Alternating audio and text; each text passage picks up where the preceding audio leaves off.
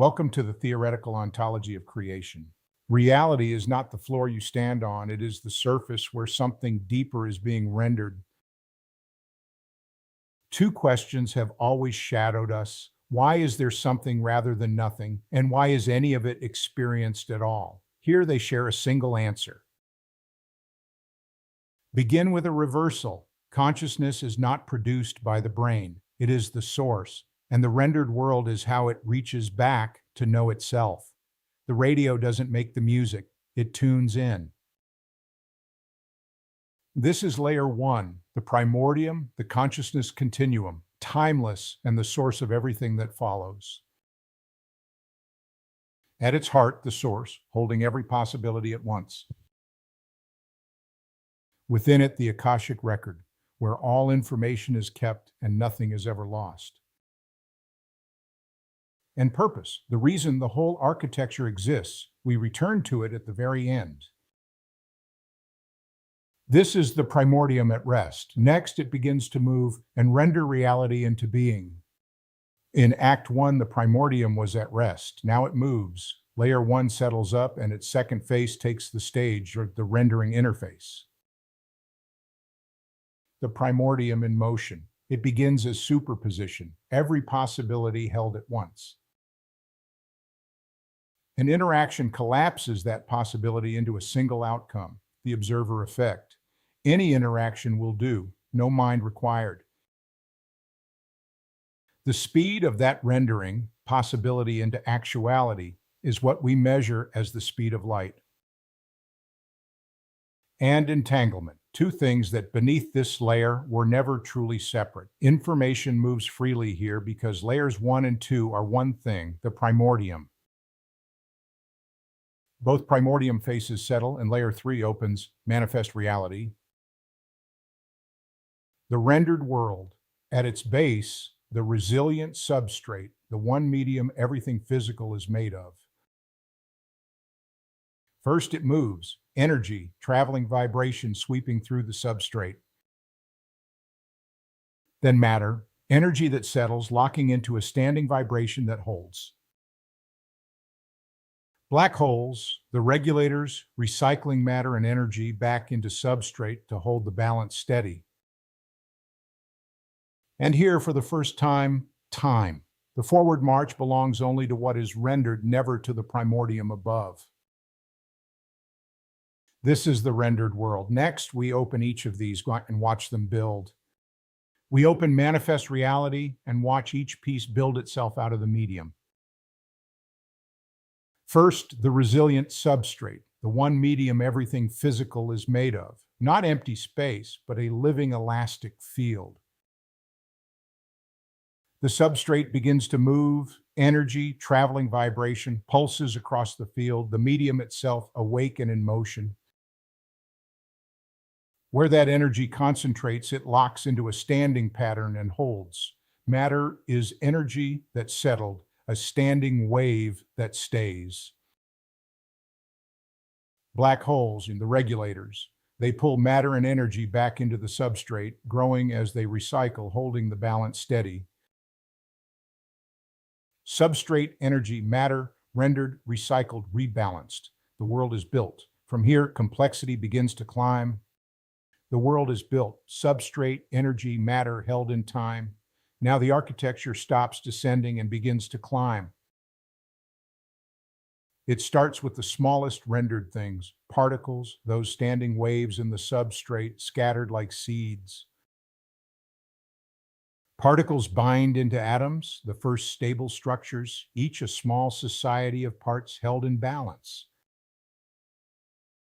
Atoms bond into molecules, patterns linking into larger patterns, chemistry beginning to write itself.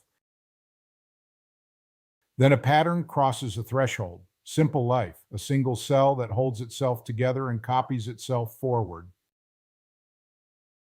Cells join and specialize. Complex life. Many cells, one body, sharing the work of staying alive. Signals begin to race between the cells. Intelligent life, a creature aware of its world, sensing and responding. Then the system turns to look at itself. self-aware life, not only aware of the world, but aware that it is aware. And here something reaches back. Deep in its cells, microtubules resonate, an antenna tuning the rendered world to the primordium it came from. Self-aware life reached for the antenna. Now we walk through the doorway, and the line opens both ways. Inside the cell, a lattice of microtubules, the finest antenna the body builds. It resonates near 91.1 megahertz, the body finding the primordium the way a radio finds a station. The first line is always open, the standing connection. Entanglement, what you are, a facet permanently bonded to the source. It carries information. What happens to one happens to the other until the observer effect collapses it into one manifest outcome. The second line, you tune yourself, the living connection, coherence practiced breath by breath, what you do, how clearly you receive, and it too collapses into the real, lived experience carried up and returned, manifesting in the world. What travels these lines is information in every form, experience, intelligence, imagination, dreams, the subconscious, and entanglement itself, the bond where what happens to one happens to the other.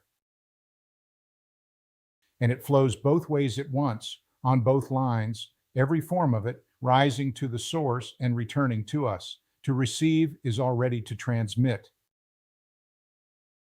Two connections, one instrument carrying every form of information home. Next, we watch each one carry a signal in full. So why all of this? Why does the primordium render a reality at all? Because creation has a purpose, and it runs through everything we've climbed. The source creates in order to become more than it was. First, the acquisition of new lived experience, new information. Every life lived, every moment met is something the source did not hold before. And that experience returns. We don't only read the Akashic record, we write to it. Each return is the growth and expansion of the primordium itself. This is the heart of it. We are how the infinite has the experiences it could never have alone.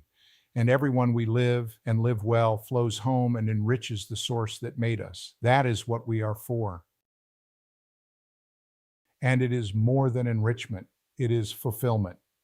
Reality is the continuum's imagination, its dream. Every life lived is one of those dreams set loose to roam and at last fulfilled. We do not watch the dream, we are the dream, dreaming.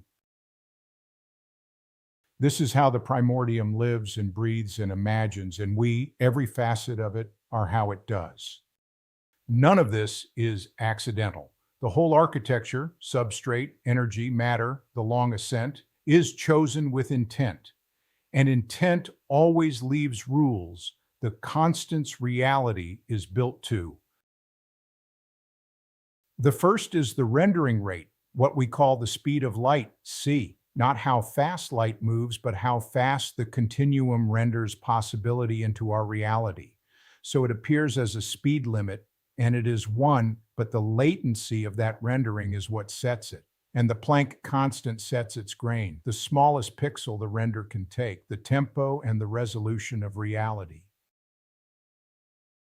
Then E equals mc squared. Matter is vibration that holds still. Energy is vibration that travels the same medium, two states. The equation is simply the exchange rate between them. Coherence, conversion, written into the constants. Then the golden ratio, phi, the proportion that shows up everywhere in nature. Here it isn't a law on its own. It's the signature of the fractal, the same pattern holding the same proportion at every scale. From that proportion comes the substrate ratio, roughly 9 parts matter and energy to 91 parts hidden substrate, kept in balance by black holes, the cosmic recyclers. And the antenna that tunes into the source hums near 91.1. The numbers rhyme. And the four forces, gravity, electromagnetism, the strong and the weak, not four accidents, but four ways the one substrate couples to itself, unified by architecture, not reduced away. Constants that hold, rules that repeat, a fractal of law at every scale, the signature of a reality that was designed. Now at last we watch it work. Demonstration 1, the standing connection. To show the observer effect at the heart of it, we'll borrow the most famous thought experiment in physics, Schrödinger's cat. In the world, the apparatus is set, a sealed box, a mechanism inside, and two possible fates for the cat within. Nothing is decided yet. Down here, in manifest reality, the box simply waits. But in this framework, the two outcomes don't hover vaguely inside the box. They are held above at the primordium, alive and dead, both real, both complete possibilities. And there, outside of time, they are held at once, neither chosen, equally weighted. That is superposition in this picture, not fuzziness in the box, but two whole outcomes co-present at the source. Then you open the box. An interaction, the observer effect, runs up the connection and demands a definite answer. At the source, the two possibilities resolve into one. The other doesn't shatter. Its information returns to the substrate. Collapse selects, it never destroys. And the chosen outcome renders down the line into the world. The box opens. The cat is now definitely one thing and was never decided until this moment. That is the observer effect. Read through the architecture, possibility held at the source, resolved by interaction, rendered into the real, the standing connection demonstrated. Demonstration 2, the living connection. This is the pinnacle, the connection you drive yourself, the one that turns a framework into a practice. Watch closely. An athlete in the world before the race. Everything is still ahead of her, and what she does next happens entirely inside.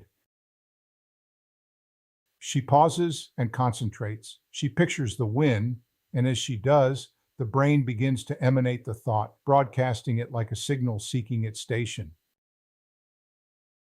The thought takes form, coherent and aimed. It lifts off the antenna and travels up the line through the rendering interface toward the primordium. It lands and bursts against the source. The intention is received, written into the Akashic record. The field is heard her, and the primordium brightens, enriched by what it received. The source answers and gathers the return. Back down the line it renders from the primordium at the speed of light itself, the rendering rate, a traveling image of the wind, the very picture she sent, descending from the timeless into our reality. And it manifests. The race is run, and she becomes the winner she rehearsed in the field. Honestly held, coherence strengthens the connection. It does not guarantee the prize. That is the living connection. What you do, sent to the source and returned as the real, the instrument fully alive. Before we close, a word of honesty. Everything you've seen is a proposal, one framework's attempt to make the whole picture cohere. It is offered with conviction, but held with humility. Some of it rests on science, on cosmology, even on theology. Much of it is reinterpretation, and some is frankly a leap. The mark of integrity isn't certainty, it's that the framework makes claims that could be proven wrong and stays open to where the evidence leads. So hold it the way it's given, not as dogma to believe, but as a lens to try on. If it interests you, take it. Walk around with it and see how it fits against your own reason, your own experience, your own life.